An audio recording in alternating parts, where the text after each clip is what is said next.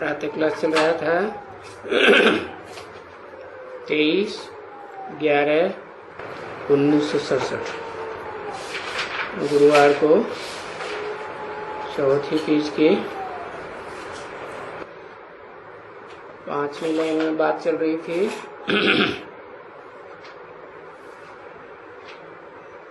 कि अवतार तो एक को ही कहेंगे ना,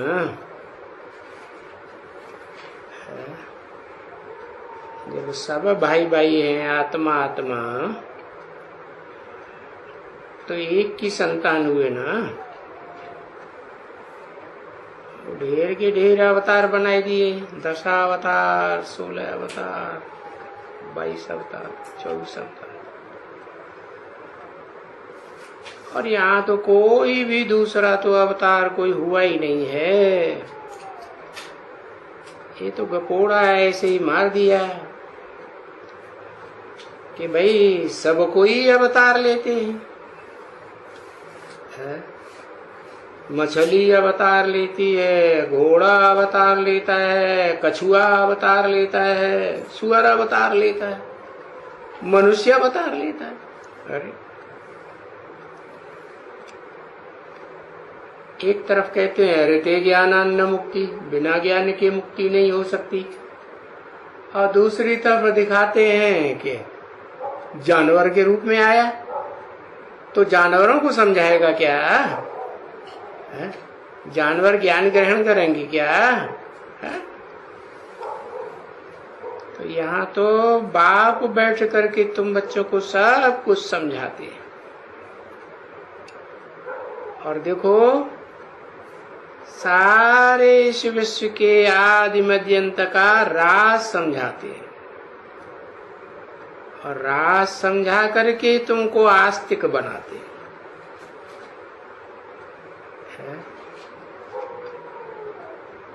बाप के ऊपर आस्था रखने वाले, बाप के परिवार पर आस्था रखने वाले,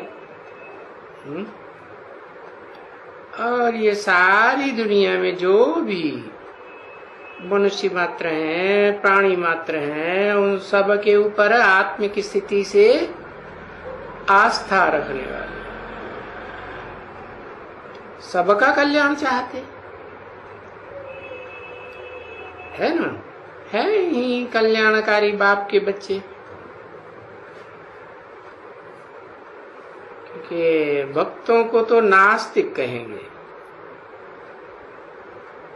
ज्ञानियों को आस्तिक कहेंगे। क्यों?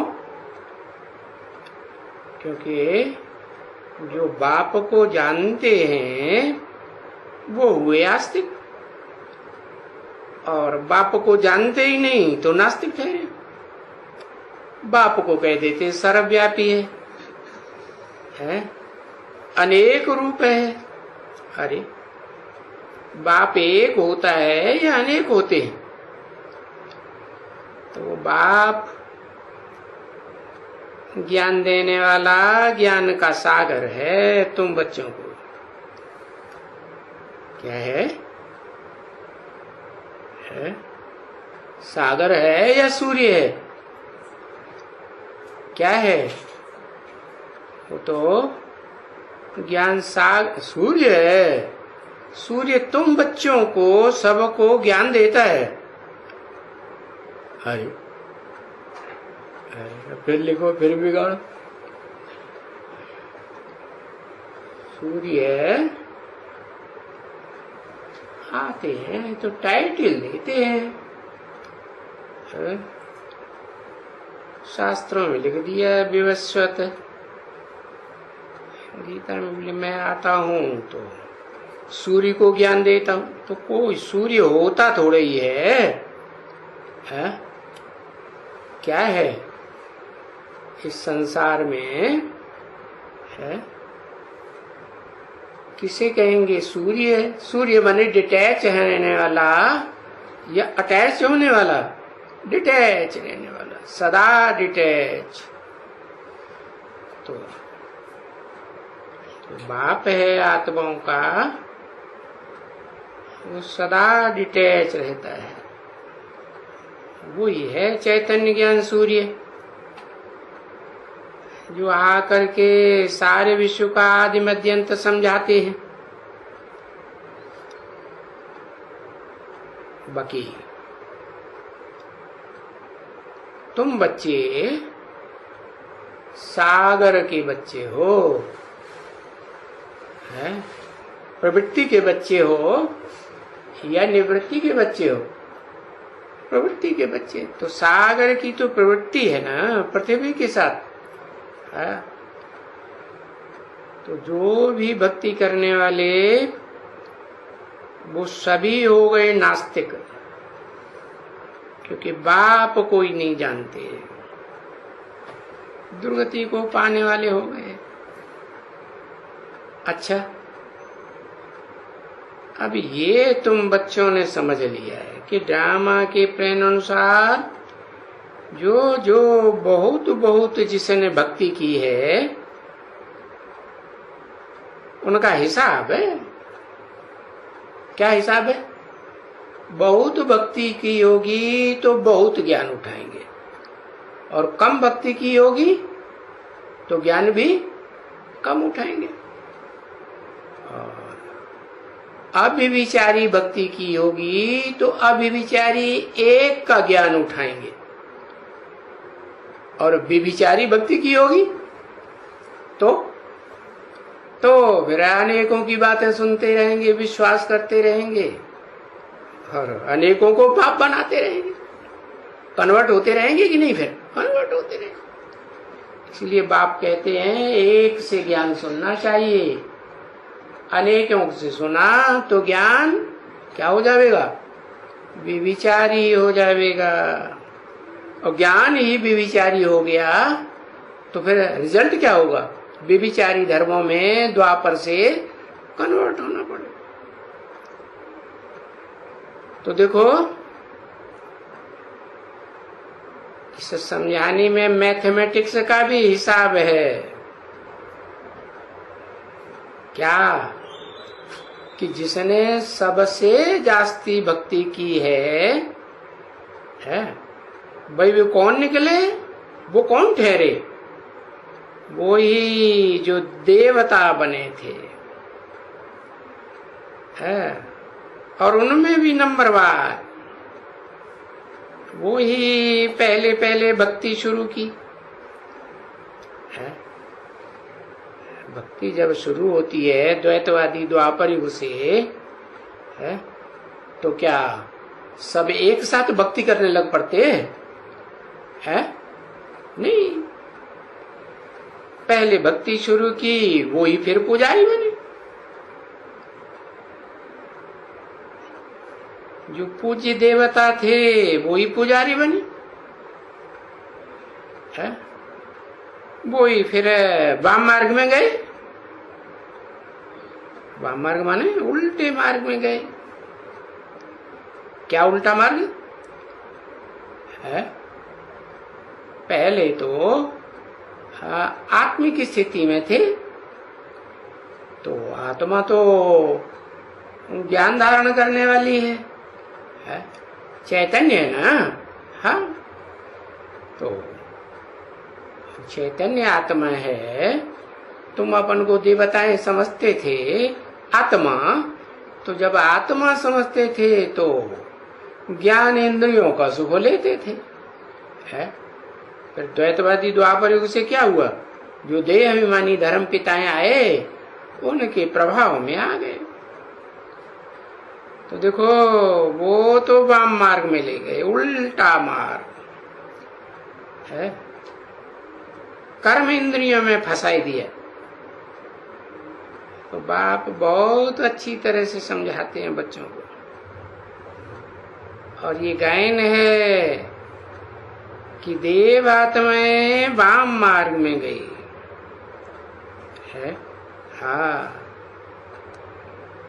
वाम मार्ग में गए माना रावण संप्रदाय हो गए, विकार में गए, है?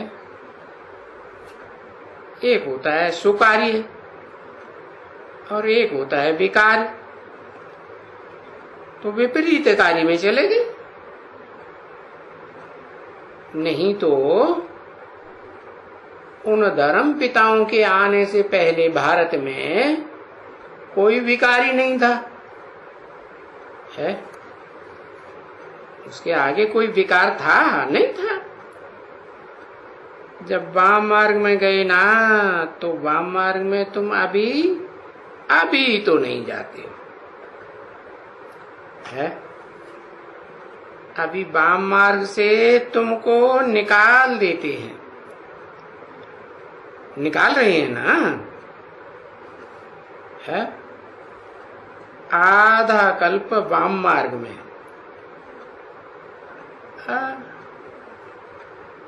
वाम मार्ग, रावण राज्य भी वहां नहीं होता स्वर्ग में, जो वाम मार्ग हो।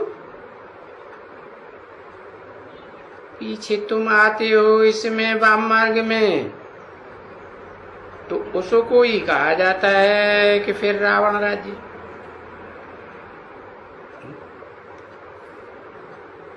तुम वाम मार्ग में पहले आते हो या बाद पीछे आते हो, है?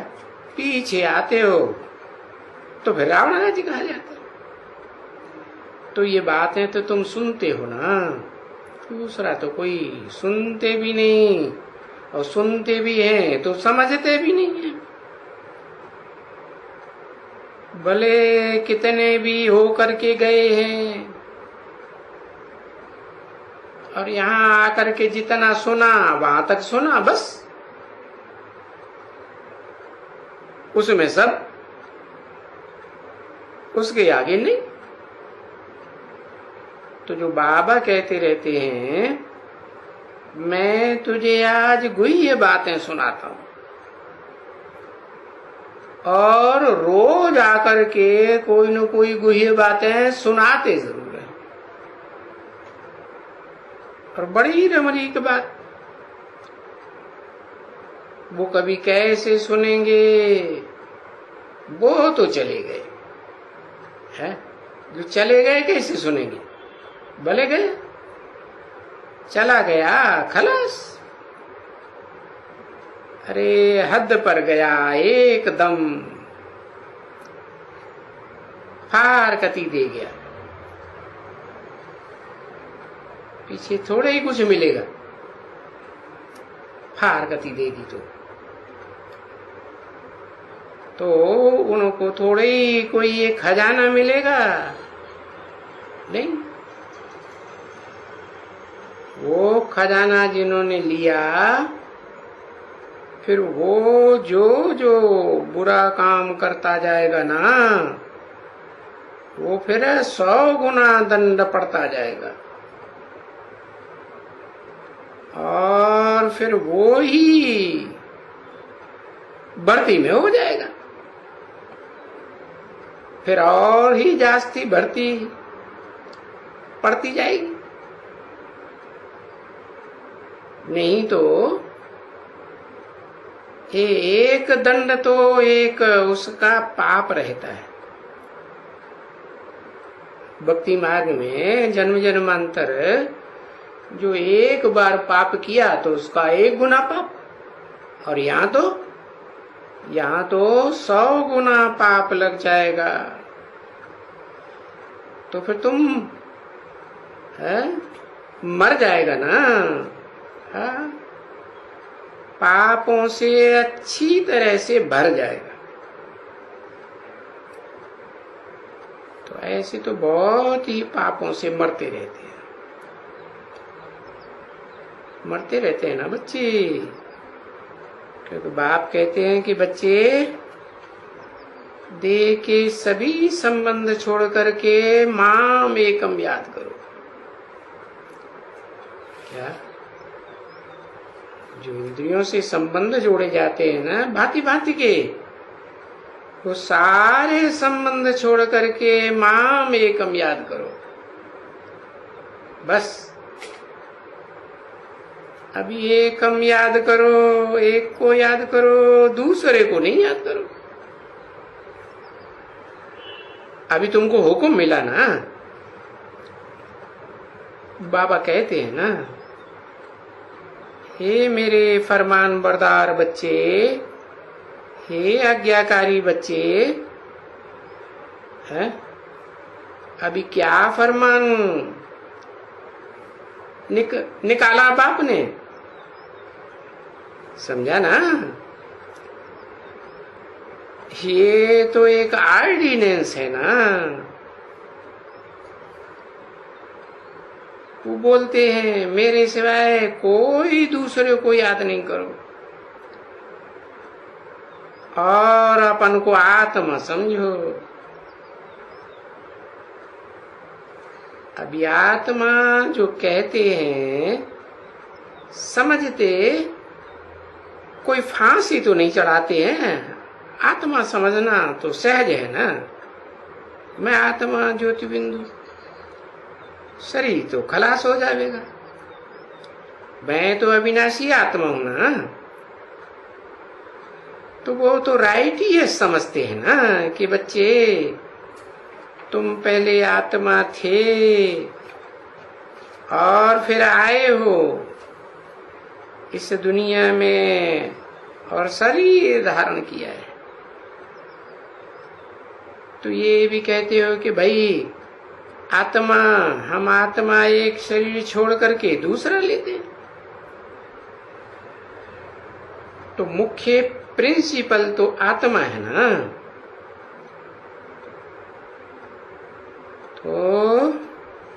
तो बाप आकर के समझाते हैं।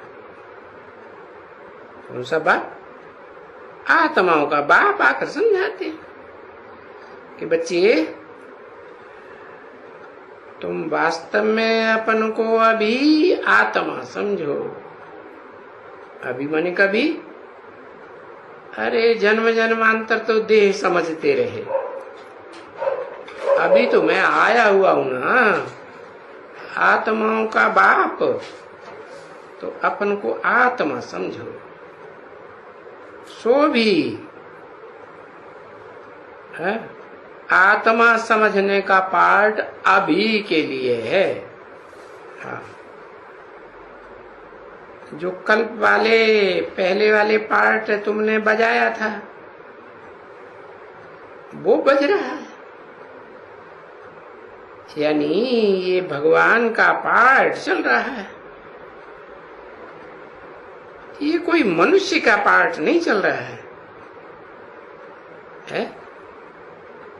कि भाई कोई समझे कि भाई मनुष्य का पार्ट चल रहा है, मनुष्य से देवता बनने वाले का है। मनुष्य से देवता बनते हैं माने नारायण बनते हैं या तो महादेव बनते हैं, देवताओं में बड़ा देवता। तो वो भी तो मनुष्य हुए ना, कहेंगे सुधरे हुए मनुष्य देवताओं को। तो वो तो मनुष्य का पार्ट है, बता दिया ना। वो कहते हैं भक्ति मार्ग में देव देव महादेव, वो भी मैं हूं ना। वो महादेव का पार्ट भी अभी संगम युग में कौन बजाए रहा है? मैं बजाए रहा हूं। तो ये तुम जानते हो कि बाबा आकर के अभी पार्ट बजाए रहे। कौन सा पार्ट बजाए रहे हैं? सभी पतितों को पावन बनाना है। जो भी पतित हैं इस दुनिया में 500-700 करोड़, सबको पावन बनाना है और सभी को बनाना है। अभी इसी संगम युग में, ऐसे नहीं सतयुग त्रेता द्वापर कलयुग में बनाते हैं, नहीं भाई। कोई भी पतित नहीं रहेंगे। हाँ, बिल्कुल नहीं रहेंगे। कोई चीज पतित नहीं कहलाई जाएगी। हाँ, इस दुनिया की, पुरानी दुनिया की सारी चीजें पावन बन जाएंगी। ये 5 तत्व भी पावन बन जाएंगे। 5 तत्वों से बना हुआ ये शरीर भी नई दुनिया में पावन होगा या पतित होगा? पावन होगा। तो ये जो भी है वर्ण है, प्राणी जानवर वगैरह जो भी ये दुनिया है ये सभी जिसको अब इस समय पतित कहा जाता है। मनुष्य पतित तो बाकी सभी पतित ही ठहरे ना। पतित दुनिया ही कही जाती है ना। तो सारी दुनिया, और उनको कहा जाता है नई दुनिया को पावन दुनिया।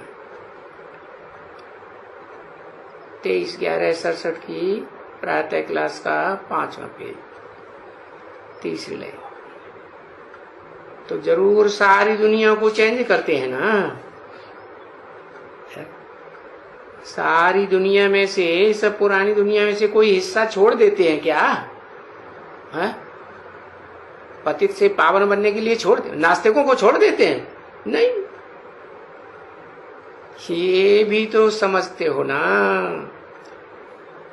तुमको बुद्धि तो है ना समझने की कि बाबा सारी इस विश्व को जो भी पतित हैं उनको पावन बनाते हैं।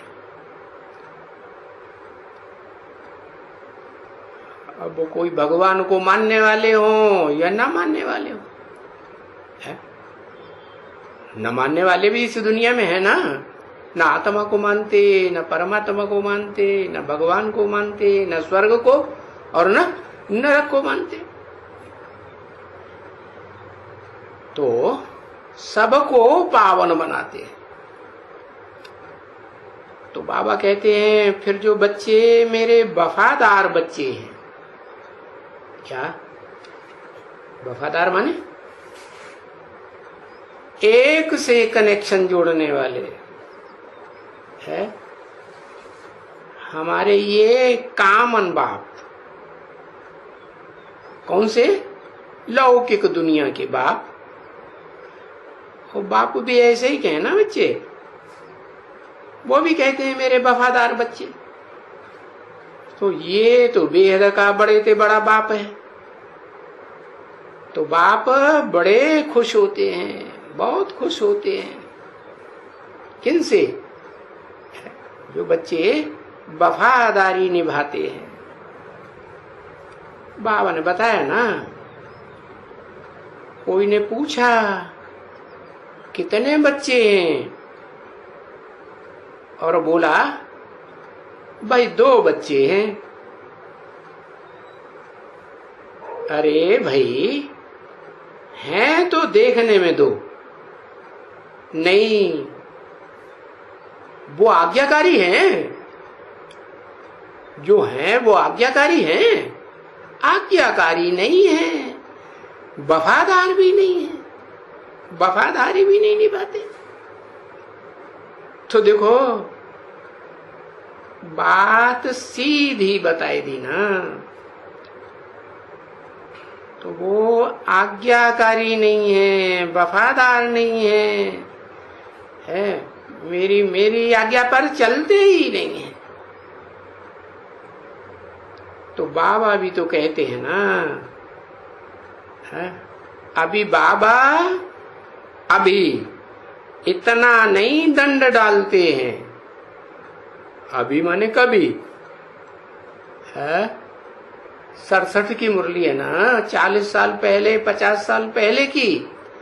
तो अभी इतना दंड नहीं डालते हैं। इसका मतलब आगे चल करके जब सदगुरु के रूप में पार्ट बजाएंगे तो क्या होगा? सबसे मिलेंगे भी नहीं और मिलेंगे, सबसे मिलेंगे भी नहीं, और फिर दंड भी बहुत डालेंगे। क्योंकि पुरुषार्थी हो और कहते हैं बच्चे जो मैं कहता हूं वो समझो, याद करो बाप को, और खुशी से याद करो, बहुत खुशी से। वो अपने जो पति को जिस जिस खुशी से याद करते थे ना, कब की बात बताई? जब वो पति पत्नी बने, शादी हुई, तो कितना खुशी से याद करते थे।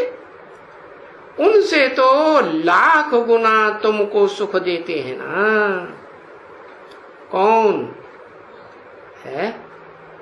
ये बेहद का बाप, ये बेहद का पतियों का पति जो कहा जाता है। हाँ, पदम गुना सुख देते हैं। क्या कहेंगे?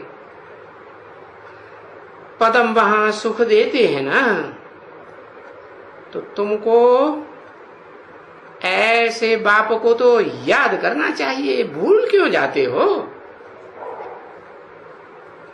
देखो, भूल जाते तो है ना। गृहस्थ में रहते हुए बाप जो कहते हैं, कमल के फूल समान रहो।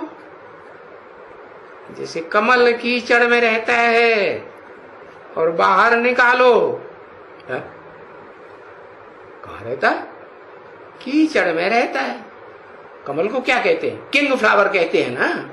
हाँ, तो तुम ब्राह्मणों की दुनिया में भी जो अव्वल नंबर किंग होगा, तो कैसा पार्ट बजाएगा? पहले कीचड़ की दुनिया में, फिर निकाल के एक तरफ डाल दिया, तो कीचड़ याद आएगा? आएगा याद? नहीं आएगा। एक बूंद भी कीचड़ की बुद्धि में ठहरेगी? नहीं ठहरेगी। तो कमल फूल समान रहो।